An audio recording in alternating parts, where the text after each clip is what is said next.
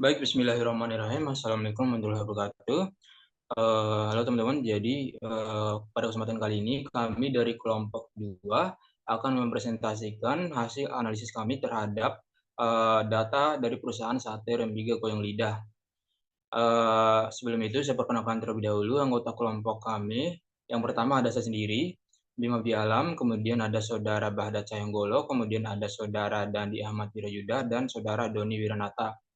Langsung saja kita masuk materi. Untuk perusahaan yang kami analisis sendiri itu namanya adalah Sate Rembiga Goyang Lidah yang dimiliki atau didirikan oleh Haji Muslihuddin yang beralamatkan di Jalan Dakota, Rembiga, Kecamatan Selaparang, Kota Mataram. Dan untuk Sate Rembiga Goyang Lidah sendiri ini didirikan sejak tahun 1978 yang bergelut di usaha bidang kuliner. Sate Rembiga adalah hidangan otentik dari Lombok yang namanya berasal dari salah satu daerah, yaitu sebuah kelurahan di Kota Mataram, yakni Kelurahan Dembiga. Hidangan ini terbuat dari daging sapi tanpa lemak yang dicampur dengan cabai merah, gula aren, pasta udang, dan rempah-rempah lokal kemudian dipanggang untuk memberikan aroma otentiknya. Sate Rembiga Goyang Lidah membawa kelezatan lokal ke tingkat berikutnya melalui resep mereka yang telah diwariskan melalui 3 generasi. Itu saja profil singkat dari perusahaan Sate Rembiga Goyang Lidah. Untuk materi selanjutnya yaitu berupa data-data yang kami dapatkan dari Sate Rembiga Goyang Lidah akan ditunjukkan oleh saudara saya dan di Ahmad Wirayuda kepadanya, dipersilakan. Baik, saya akan membacakan laporan yang kita dapat dari Sate Goyang Lidah, yaitu yang pertama adalah laporan produksi dengan yaitu biaya variabel. Yang pertama biaya bahan baku dan bahan penolong. Dapat lihat pada tabel. Yang pertama ada bahan baku daging sapi sejumlah 60 kg dengan nilai total Rp7.500.000. Lalu ada bahan baku penolong. Yang pertama ada bawang putih sebanyak 5 kg dengan nilai total Rp110.000. Lalu ada cabai merah besar sejumlah 3 kg dengan nilai total Rp180.000. Lalu ada cabai rawit sejumlah 3 kg dengan nilai total Rp180.000. Lalu ada gula merah sejumlah 15 biji dengan nilai total Rp105.000. Lalu ada cabai hitam sejumlah 4 kg dengan nilai total Rp320.000. Lalu ada gula pasir sejumlah 6 kg dengan nilai total Rp320.000. Lalu ada garam sejumlah 1 kg dengan nilai total Rp12.000. Lalu ada kemiri dengan sejumlah 2,5 kg dengan nilai total yaitu Rp100.000. Lalu ada minyak goreng sejumlah 2 liter dengan nilai total Rp40.000 dan jeruk limau sejumlah 0,5 kg dengan nilai total Rp6.500. Jadi jumlah bahan baku penolong keseluruhan yaitu Rp1.140.500. Yang ketiga yaitu ada bahan pendukung. Yang pertama ada tusuk sate sejumlah 7.000 tusuk dengan biaya total Rp210.000. Lalu ada mika sejumlah 500 pieces dengan biaya total Rp500.000. Lalu ada plastik sejumlah 500 pieces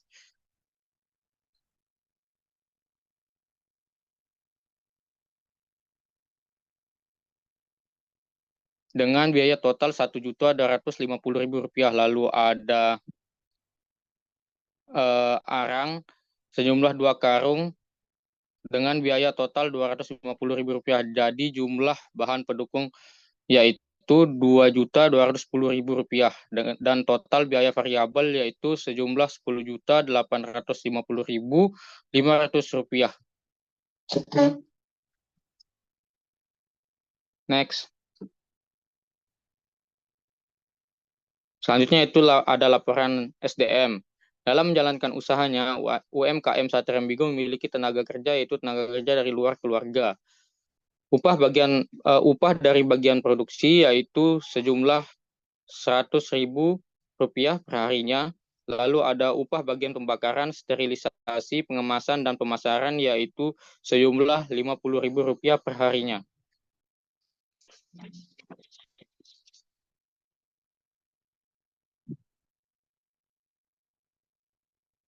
Yang kedua itu ada biaya variabel tenaga kerja. Komponen yang pertama itu ada komponen produksi dengan jumlah 6 orang dengan nilai total yaitu Rp600.000. Lalu ada bagian pembakaran dengan jumlah 2 orang senilai Rp100.000. Lalu ada sterilisasi sejumlah 2 orang dengan nilai total Rp100.000. Lalu ada pengemasan sejumlah 2 orang dengan nilai total Rp100.000. Jadi total biaya variabel tenaga kerja yaitu sejumlah Rp900.000.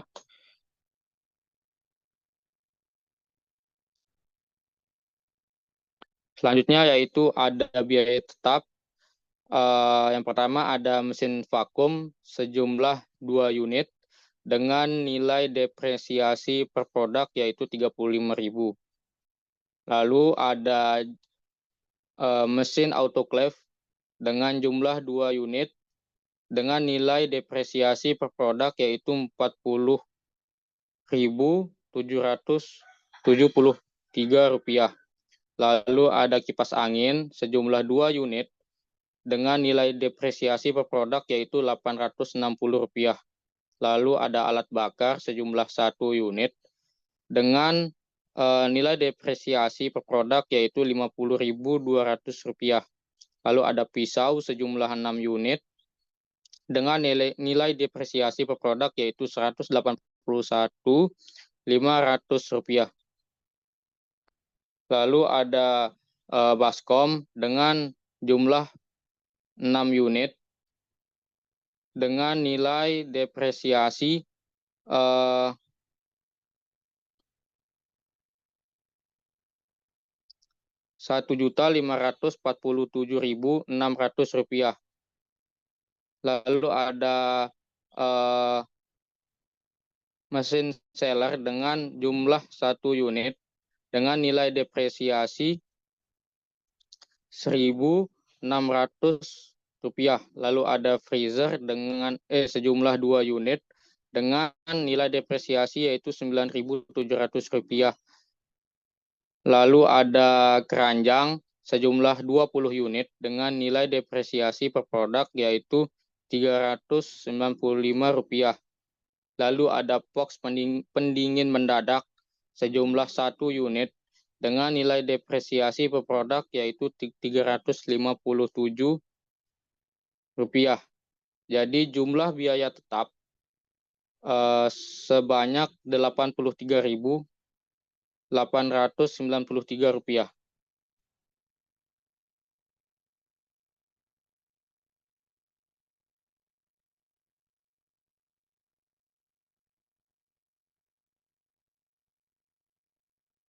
Sekian dari saya serahkan kembali kepada moderator. Terima kasih. Oke, itu penjelasan dari saudara saya dan Ahmad Rida, dan untuk kelanjutan materinya akan dijelaskan oleh saudara Bahdat Cahyo. Kepadanya dipersilakan. Baik, terima kasih kepada moderator. Jadi kali ini saya akan melanjutkan presentasi tentang biaya produksi dan biaya penerimaan yang ada pada warung sate Rembigo Goyang Lidah. Jadi untuk biaya produksi dan penerimaannya ini yang pertama itu ada biaya variabelnya. Untuk biaya bahan bakunya itu per rupiahnya itu sebesar 7,5 juta rupiah untuk nilai per produknya. Kemudian biaya bahan penolongnya itu sebesar 1,5 Rp1.140.000. Kemudian untuk biaya bahan pendukungnya, nilai per produknya itu sebesar 2.210.000. Kemudian ada biaya lain-lainnya itu sebesar 52.000. Kemudian biaya tenaga kerjanya itu sebesar 900.000. Sehingga total untuk nilai per produk biaya variabel itu sebesar 11.802 rupiah. Kemudian untuk selanjutnya yang biaya tetapnya itu sebesar 83.893 rupiah. Sehingga untuk total biaya produksinya itu untuk saat ini itu sebesar 11.885.893 rupiah. Nah, ini dihasilkan dari total biaya variabel ditambah dengan total biaya tetap. Kemudian untuk biaya penerimaan, sini ada dua, yaitu kemasan fresh dan juga kemasan vakum. Nah, untuk kemasan freshnya ini jumlahnya tuh sebanyak 3.500 biji kemasan fresh dengan nilai per produknya itu sebesar 8.750.000. Kemudian untuk kemasan vakum itu jumlahnya itu 350 pieces kemasan vakum, sehingga dengan nilai per produknya itu ada 10.500.000 rupiah. Jadi untuk total penerimaannya itu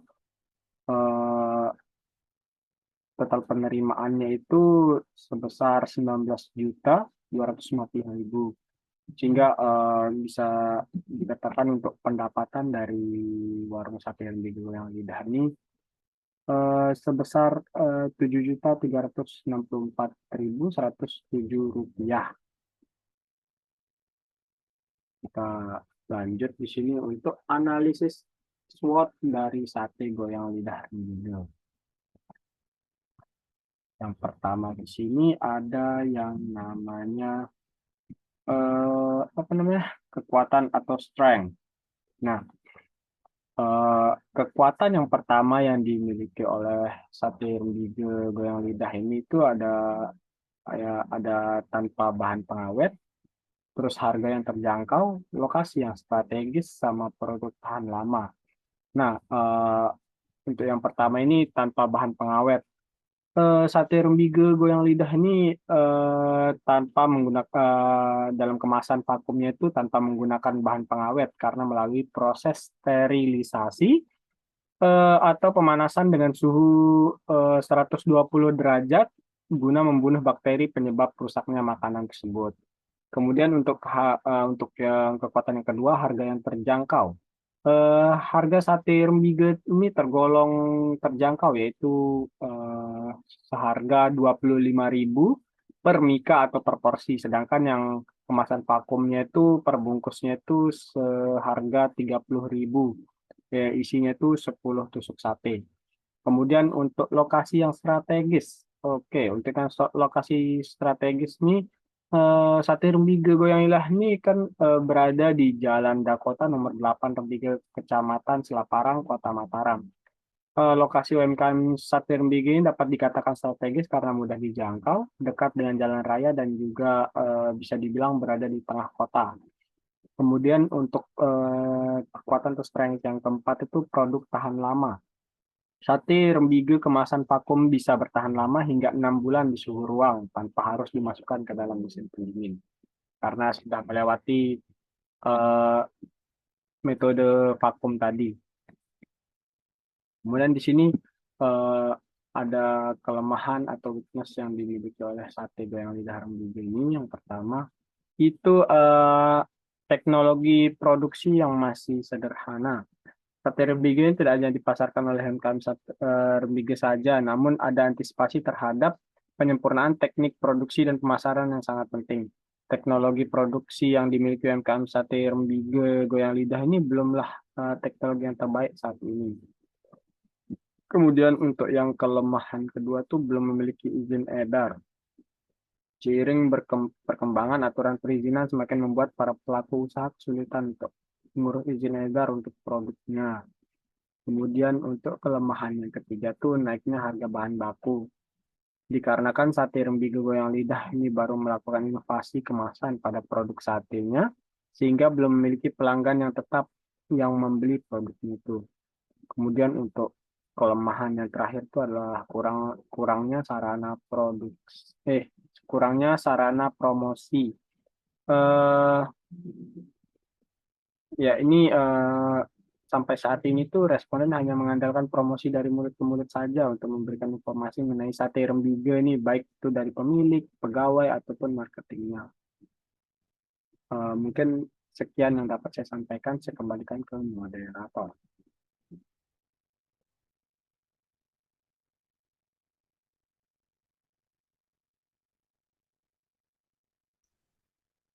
Oke, terima kasih kepada Saudara Bahadur Soyanggolo. Itu merupakan penjelasan mengenai strength dan weakness dari perusahaan sate rembige goyang lidah. Dan untuk opportunity dan treatmentnya sendiri akan dijelaskan oleh saudara saya, Doni Wiranata. Dan dipersilakan. Baik, terima kasih moderator. Di sini saya akan menjelaskan tentang peluang atau opportunity. Di sini sate goyang lidah rembige mempunyai beberapa peluang. Yang pertama ada perhatian dari pemerintah, yang kedua pelanggan dari luar daerah, yang ketiga permintaan meningkat pada musim tertentu, yang keempat produk sudah dikenal. Baik, langsung aja yang pertama, adanya perhatian dari pemerintah. Dengan adanya atensi atau perhatian dari pemerintah bisa membuat peluang usaha sate rembige goyang lidah ini bisa menjadi lebih berkembang dan lebih maju ke depannya. Yang kedua, pelanggan dari luar daerah. Sate rembige goyang lidah juga pelanggannya bukan dari lokal aja atau Lombok, tapi terdapat beberapa pelanggan dari luar daerah seperti Jawa ataupun dari mancanegara. Yang ketiga, permintaan meningkat pada musim tertentu. Peningkatan permintaan pada sate rembige terjadi pada musim tertentu seperti pada musim ada hari raya atau ada acara-acara besar lainnya. Produk sudah dikenal. Produk sate rembige sendiri sudah cukup dikenal oleh pelanggan, baik dari pelanggan lokal maupun luar daerah atau mancanegara. Next slide.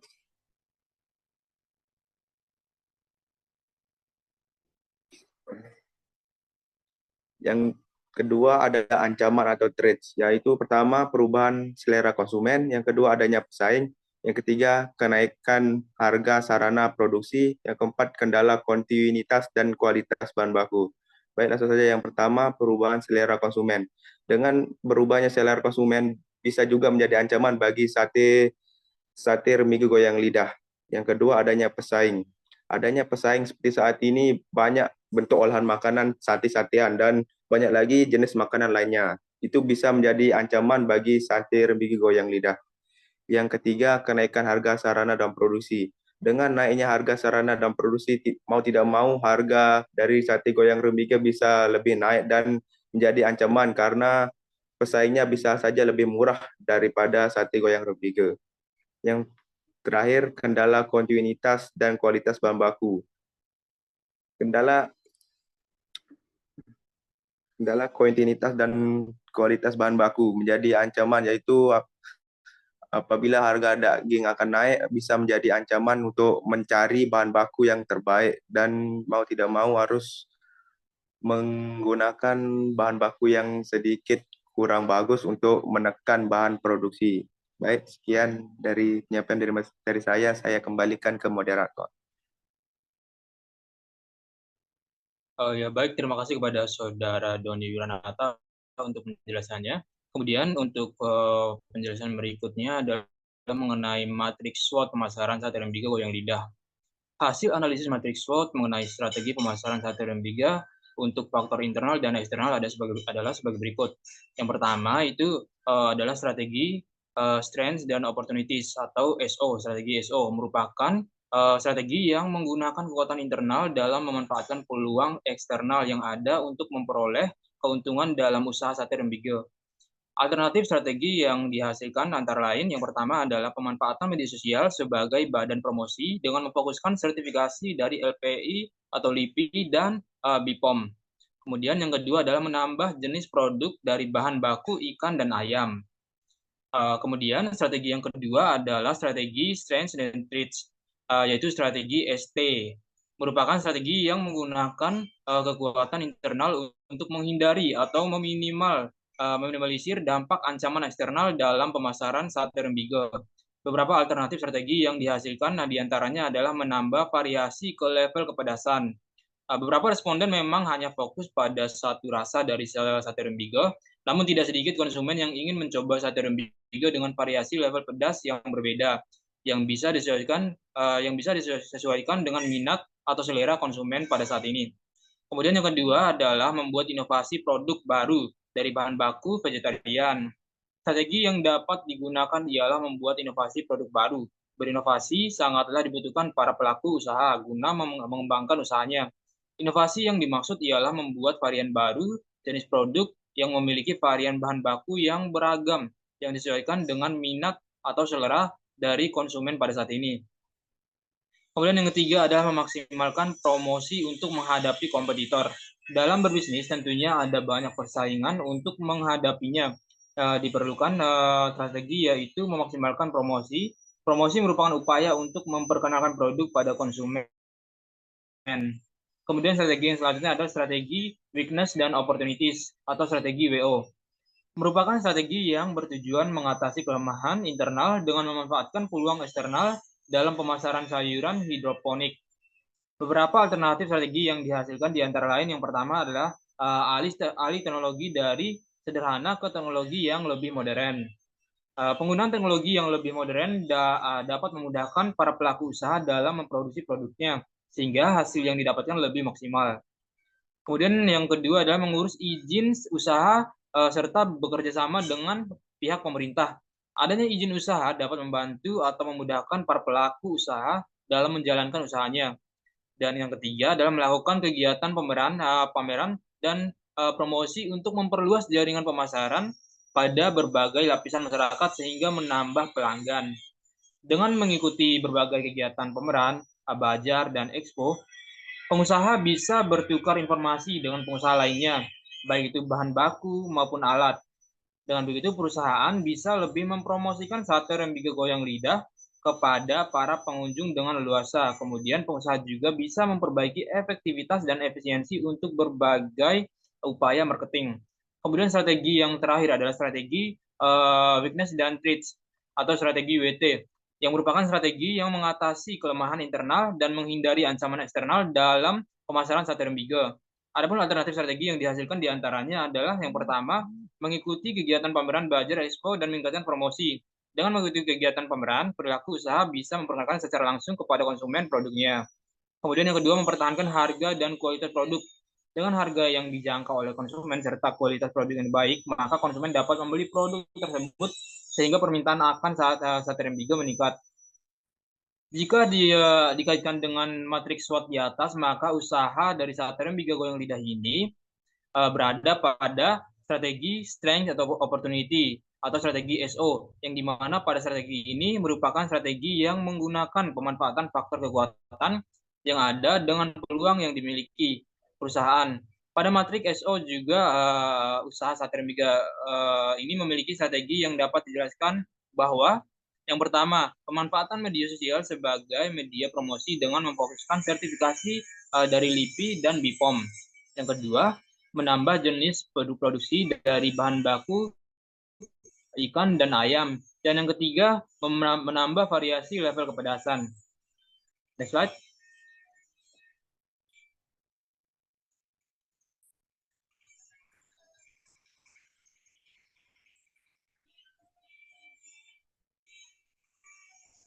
Kemudian dari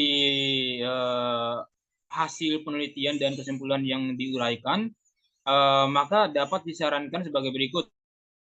Pertama, diharapkan bagi UMKM sate rembige goyang lidah tetap menjaga kualitas produk yang ditawarkan kepada konsumen. Dan kedua, bagi UMKM sate rembige goyang lidah harus sering mengikuti seminar tentang wirausaha dan membuat pelatihan terhadap pekerja dengan menggunakan alat teknologi yang canggih sesuai dengan pengembangan zaman saat ini. Dan kemudian yang ketiga dan juga yang terakhir adalah meningkatkan promosi yang sudah ada dengan lebih aktif di sosial media dan menjalin kerjasama dengan pihak lembaga pemasaran di luar kota. agar produk dapat dikenal dan tetap eksis sebagai oleh-oleh khas dari Kota Mataram. Next. Jadi ini saja presentasi dari kelompok kami mengenai analisis data dari UMKM Sate Rembige Goyang Lidah, dan lebih dan kurangnya kami mohon maaf. Wabillahi taufiq wal hidayah. Wassalamualaikum warahmatullahi wabarakatuh.